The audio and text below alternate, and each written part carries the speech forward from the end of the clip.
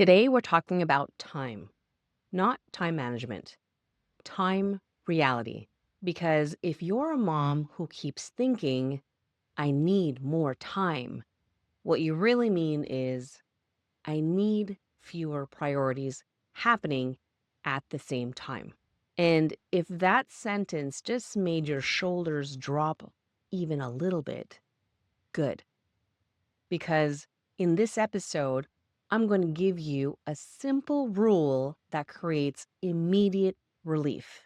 Not because it gives you more hours, but because it stops you from trying to live like you have 40 hours in a 24-hour day. Hey, welcome back to the Organized Ish Parent Podcast.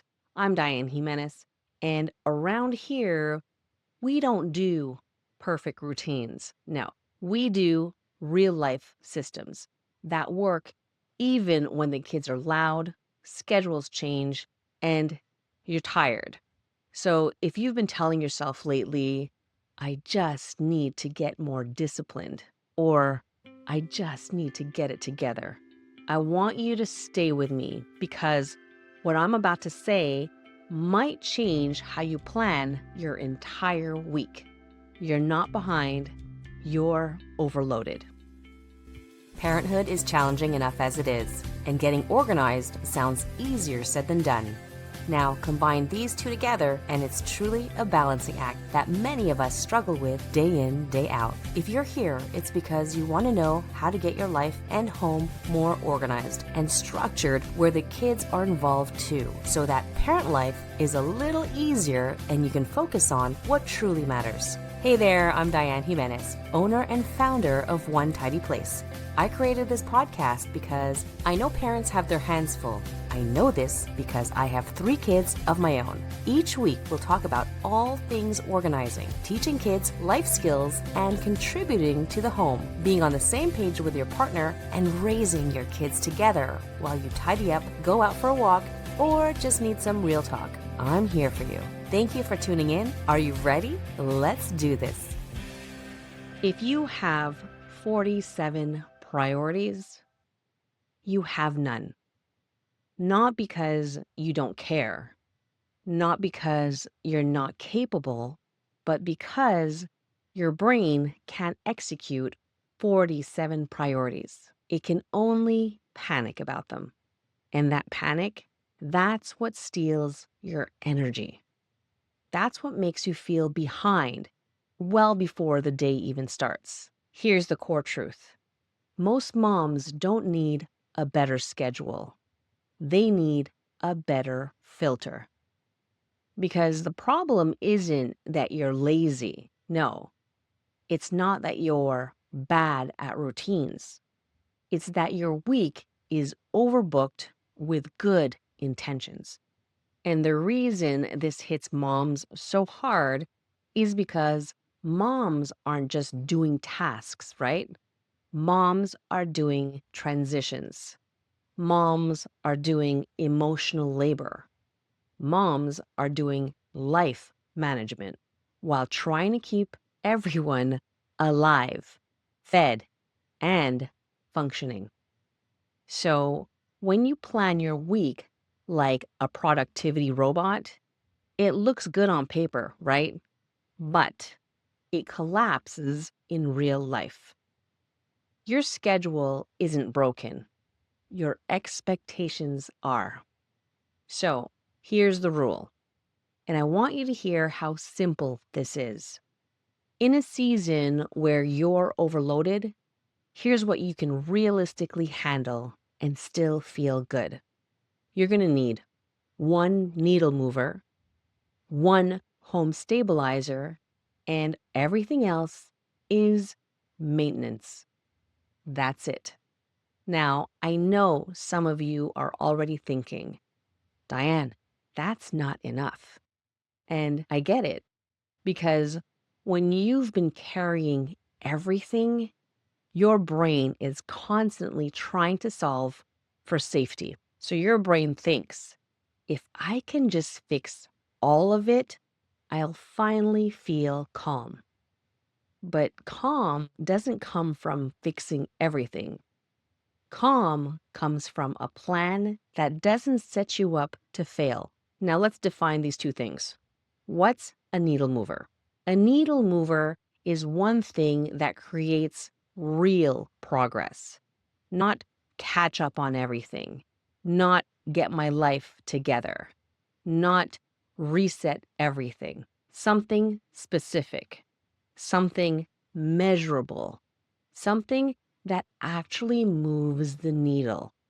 Here's some examples: 2 focused work blocks per week, meal plan once per week, set up 1 simple chore routine, create 1 drop zone that stays functional, get a consistent bedtime flow, 1 admin block for life management, emails, school forms, calendar, appointments.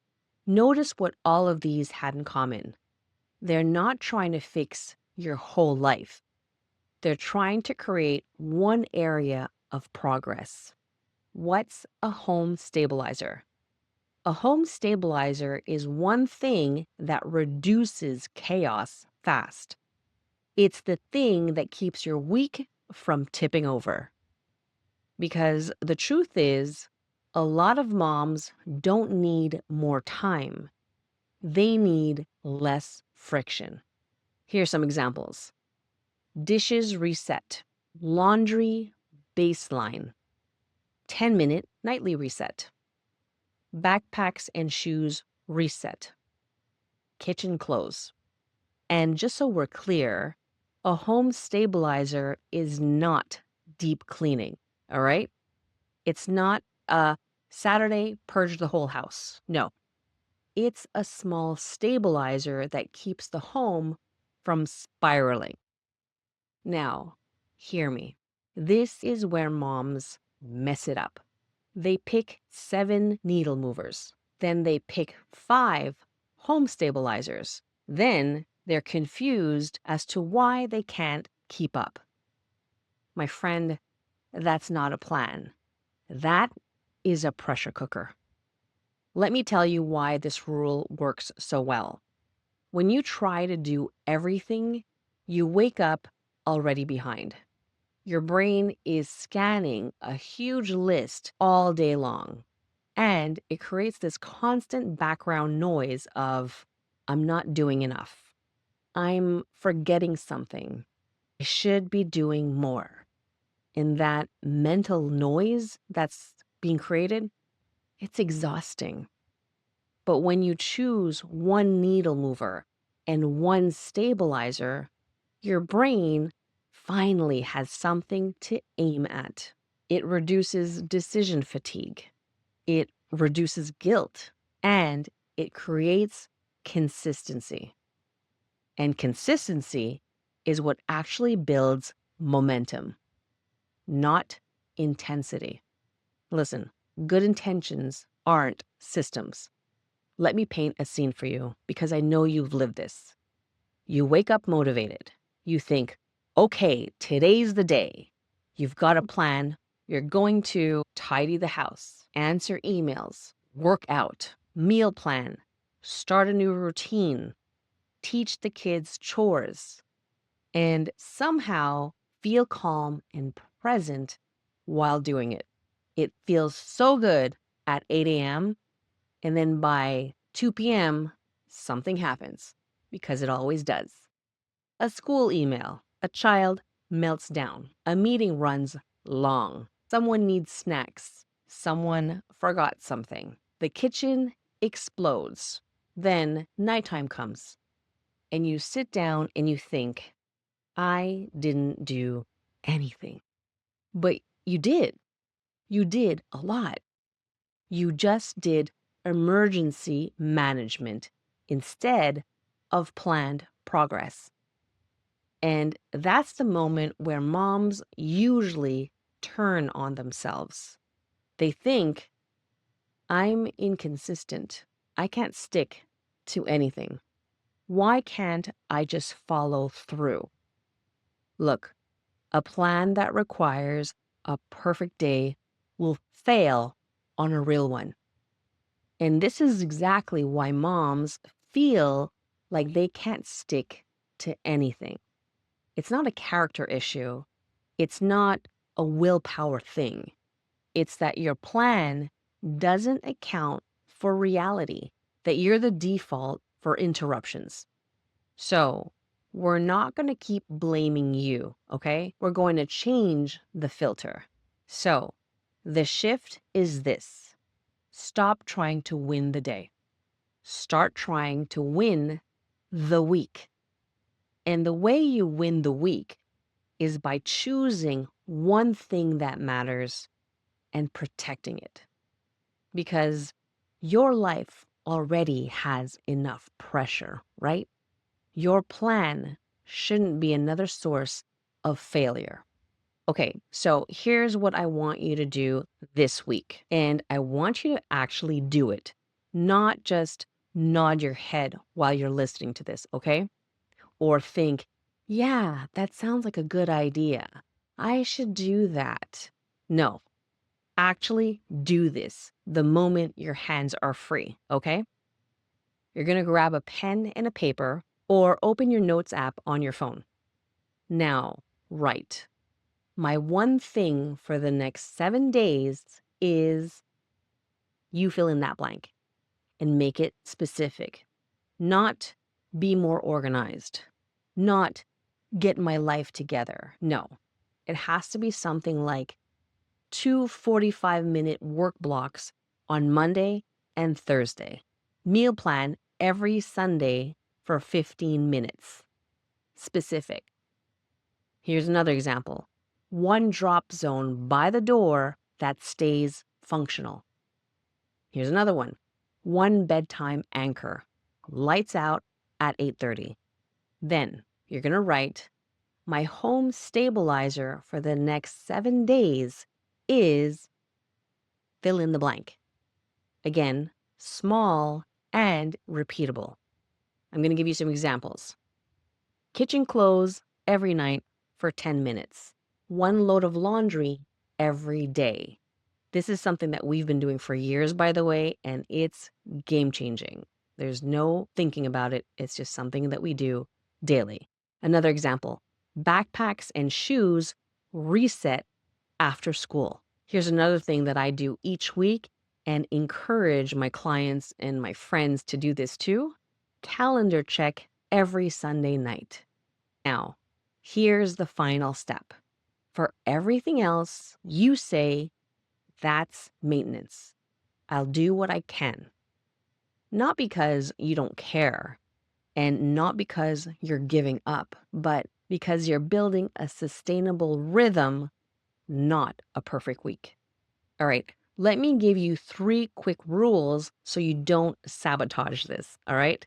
Rule number 1: your one thing needs a home on the calendar. If it's not there, it's not real. It's not happening.